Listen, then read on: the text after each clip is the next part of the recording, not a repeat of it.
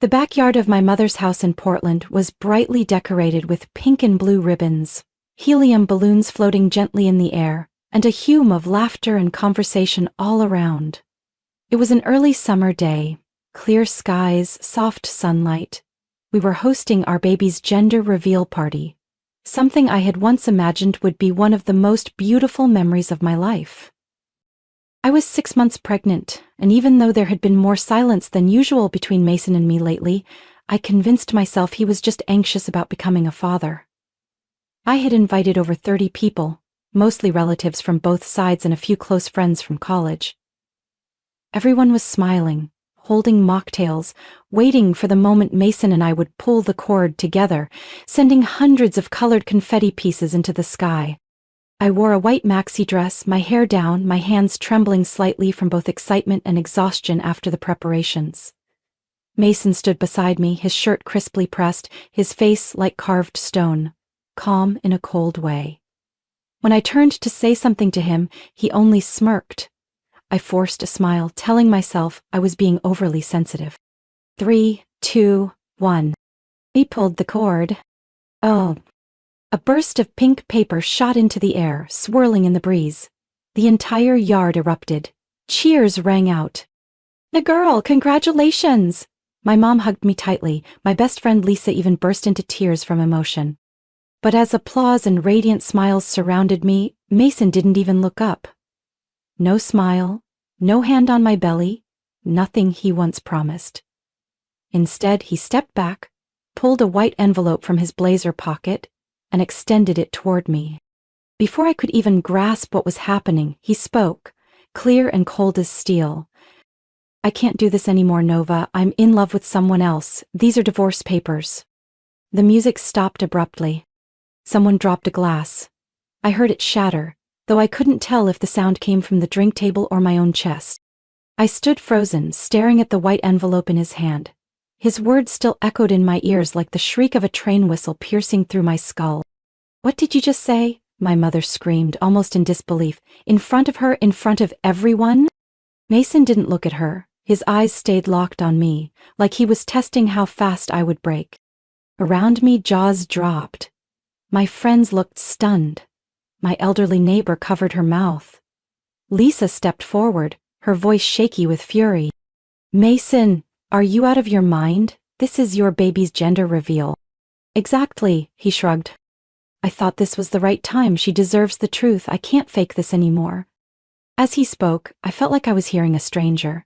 The man who once held me close now stood like I was something he couldn't wait to walk away from.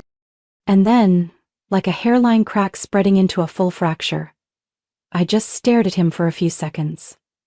Then slowly turned to the stunned crowd and said quietly, "I have an announcement too."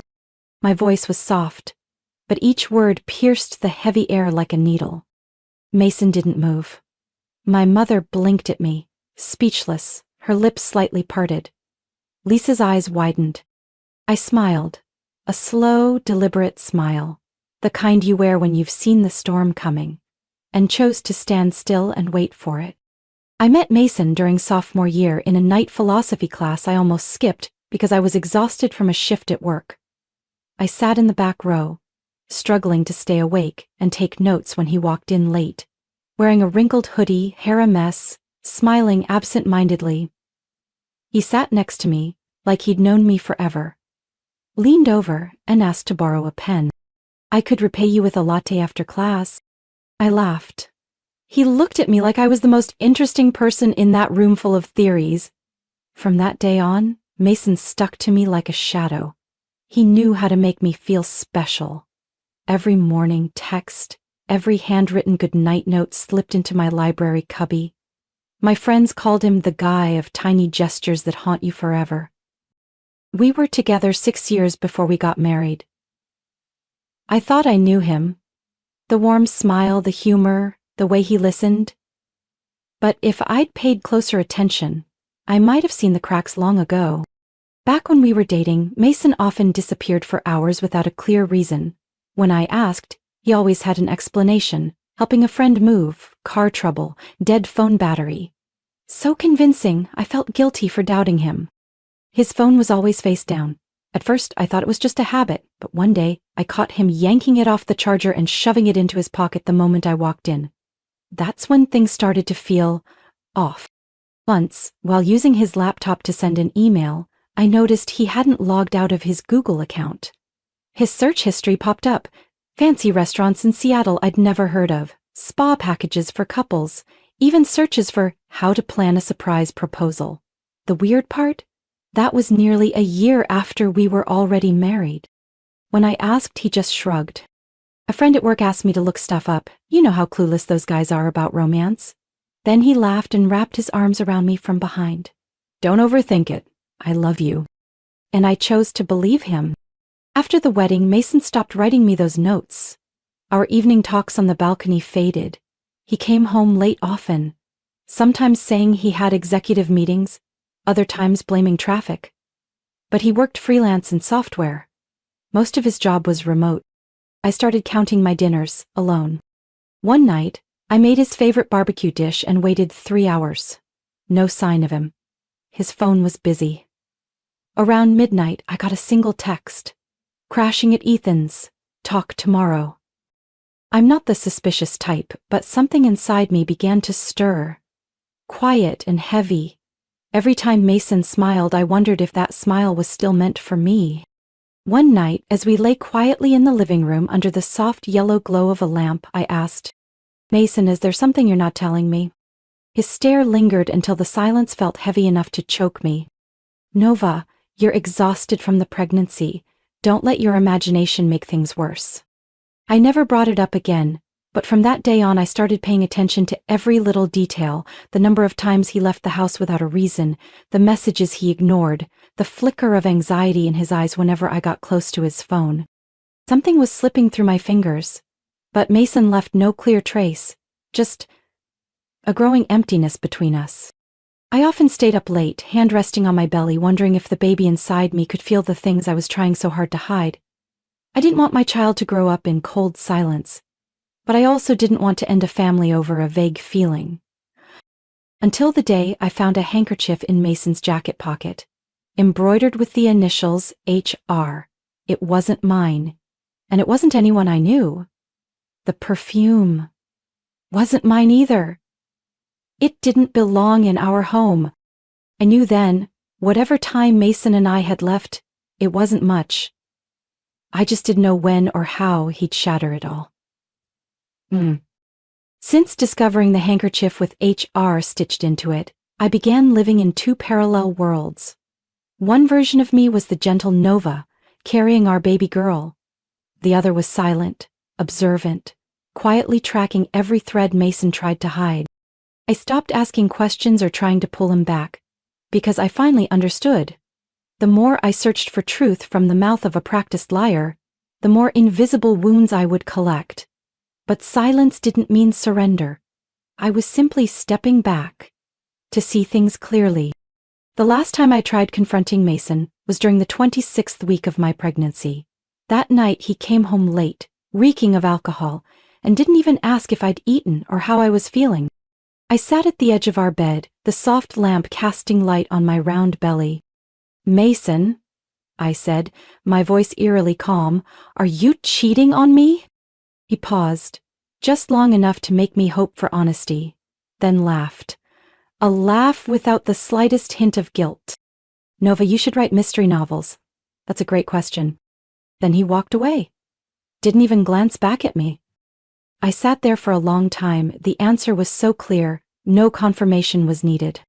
The next morning, I called the one person I knew wouldn't judge me. Ivy. My best friend from high school. The one who stood by me at my wedding.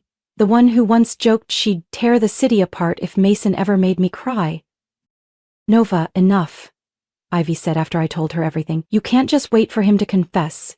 You need to know the truth. You need to protect yourself. I was quiet for a while, then said, I don't know where to start. I have a guy, Ivy replied quickly. Private investigator. My sister used him during her divorce. His name's Caleb. Discreet. I hesitated. It takes a lot of courage to trust a stranger, but it was even scarier to keep living in the dark. 3 days later, I met Caleb at a small cafe on the east side of Portland. He looked to be in his early 40s, calm demeanor. After I explained the situation, he asked me one thing. Are you ready to see things you don't want to see? I clenched my hands and nodded.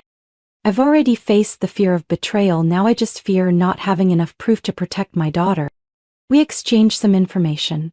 Mason's work schedule, places he frequented, the name of the architecture firm he claimed to be collaborating with. I even gave him screenshots of our credit card statements I'd quietly taken from the bank website. Act normal, Caleb instructed. Live like you know nothing, I'll take care of the rest. In the days that followed, I learned to play the role of the sweet, trusting wife. I cooked, smiled, asked the right questions at the right moments, and pretended to believe every word Mason said. But inside, I was counting hours. I lived on Caleb's brief updates. Each message, another quiet cut. 10:43 p.m., Mason just entered Avalon Hotel. No company meeting scheduled. 8:20 p.m., spotted Mason dining with a brunette at Moonrise Restaurant, very affectionate. 9:05 p.m., Mason just bought a piece of jewelry from the same store where he once bought your wedding gift. I wanted to scream every time I read those, but instead I gripped my phone until my knuckles turned white.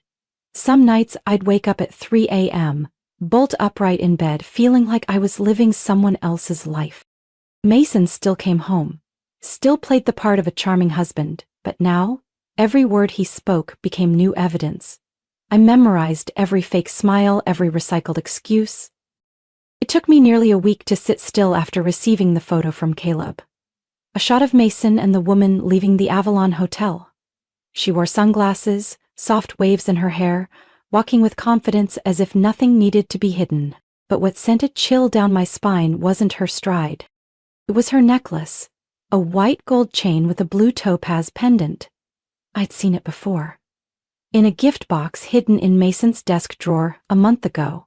When I asked, he said he'd ordered it from Europe as a gift for a demanding female client, an executive about to sign a big deal.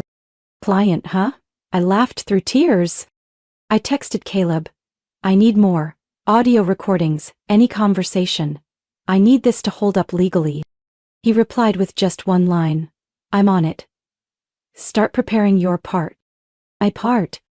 I knew exactly what that meant. The next day I met with a lawyer, a woman named Marlene Keller in her 50s, someone Ivy had mentioned before. Her office was on the third floor of a small building in Fremont. She listened to my story with a steady, non-judgmental gaze. When I brought up the baby, she nodded slowly. You want to secure the assets or full custody? She asked. Both, I replied. Good, Marlene said with a faint smile. Then we'll go slow and steady. Leave no gaps. It took me nearly 3 hours that day to sign all the necessary documents, the draft divorce papers, the petition to transfer ownership of the house into my name, and the contingency order to freeze our accounts if financial fraud from Mason was detected. Every signature pushed him further out of my life. And I didn't hesitate. I also asked Miss Keller to secretly open a savings account in my daughter's name, with only me and the baby listed on it, no third-party access. I want my child to grow up without carrying her father's stains, I said. I don't need his money, I just want peace. As I left the law office, I felt lighter, like a boulder had been lifted from my chest.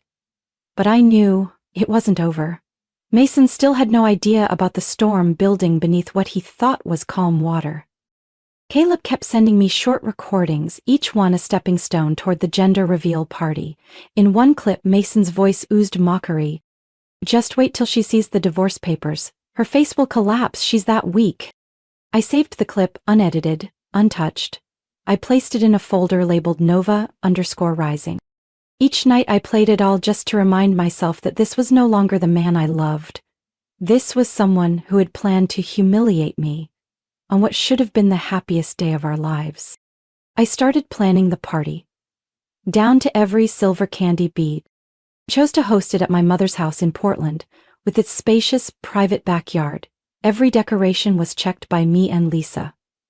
I wanted perfection, not just to impress.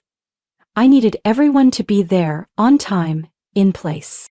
The guest list was carefully curated. I invited Mason's entire family, the same people who once saw me as not good enough. I invited a few of his old friends, the ones who would definitely call around afterward. And of course, I didn't forget her. I wrote the name as Haley Roberts, the exact initials embroidered on that handkerchief. Lisa was stunned by how meticulously I worked. One afternoon she pulled me aside and whispered, "Nova, what exactly are you planning?" I gave her a soft smile, more patient than pleased. "It's not revenge, it's just making sure he has no way out." 3 days before the party, I received Caleb's final message. "I've sent everything to your email, photos, receipts, and recordings. Enough for you to end it all." That night I sat alone in the nursery, surrounded by folded baby clothes. My hand rested on my belly. The baby kicked softly, like an answer. "We're almost there," I whispered. "I promise. You won't grow up in a house built on lies." And I knew the upcoming party would be the final chapter. That afternoon, my mother's garden looked like a summer postcard. Pink and blue flags shimmered in the sunlight. The 3-tier cake was frosted in soft pastels, and at the center of the lawn stood a large white wooden box. The one holding the gender reveal balloon. People laughed, took photos, clinked glasses. Everyone believed today would be a beautiful memory for Mason and me. And they were right. Just not the way they expected. Mason wore a charcoal button-down, his tie knotted just loosely enough to appear like a busy husband who still cared about a family event. He walked around shaking hands, smiling politely, wrapping his arm around me from behind when the photographer raised his camera. But his eyes didn't meet mine.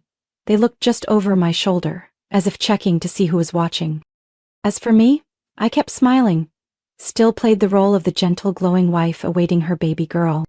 Lisa leaned in and whispered just as everyone began to gather around the box. "You sure? It's time." Mason stepped beside me, his arm draped around my shoulder as if everything were normal. He leaned in, voice low but sharp enough for me to hear. "You ready? I think it's time we wrap up this little performance."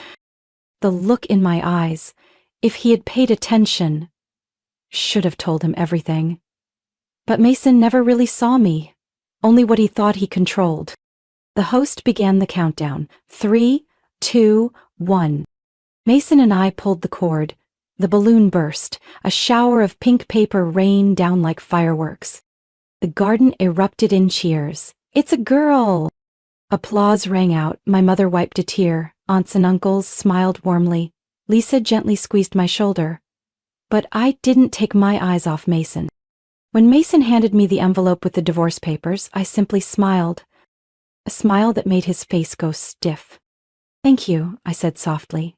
Then I pulled a thick folder from my dress pocket, neatly sealed in a plastic sleeve. I held it up, speaking loud enough for everyone to hear. For the past several months, my husband, Mason Taylor, has been having an affair. And not with a stranger. He paused. "It's with Haley Roberts." My mother's eyes widened. Mason's closest friends covered their mouths. And across the yard, Haley, in a deep red dress, standing near the dessert table, froze like someone had slapped her. I walked to the laptop Lisa had set up, already connected to the big screen hanging from the tree frame. I opened a folder labeled Truth. Mason rushed toward me. "Nova, what are you doing?" "Just giving you what you planned for me," I said, eyes fixed on the screen. The first photo appeared, Mason holding Haley's hand, entering the Avalon Hotel. Next, the two of them sitting close in a cafe, laughing. Then the hotel booking receipts, the jewelry receipts, and finally, audio clips, short but clear. "Nova has no idea. After the party I'll give her the papers, everything will be done." The crowd was silent. I heard nothing but my own heartbeat. I turned back and pulled a divorce paper from the folder. "This is the divorce I signed 3 weeks ago. My lawyer is ready. The house, the accounts, the cars, they're all in my name."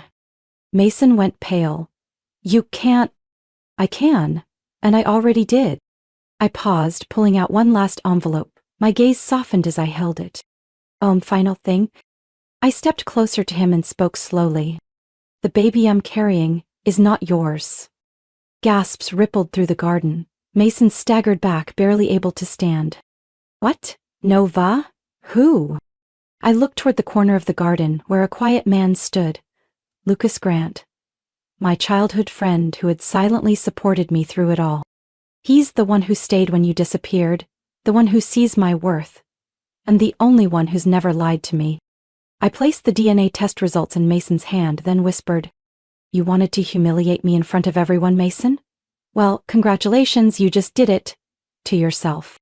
Mason said nothing as I laid the results in his palm. His eyes were lost, his face frozen in terror. The man who once thought he controlled everything now stood hollow, unraveling.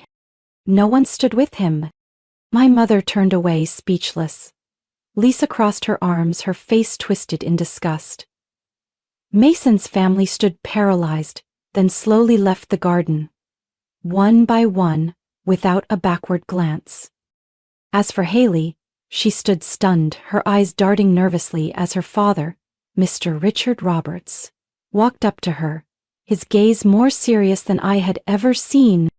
"My granddaughter will not grow up around someone like you," he said, each word firm though quiet. "From this day on, don't step into my home again."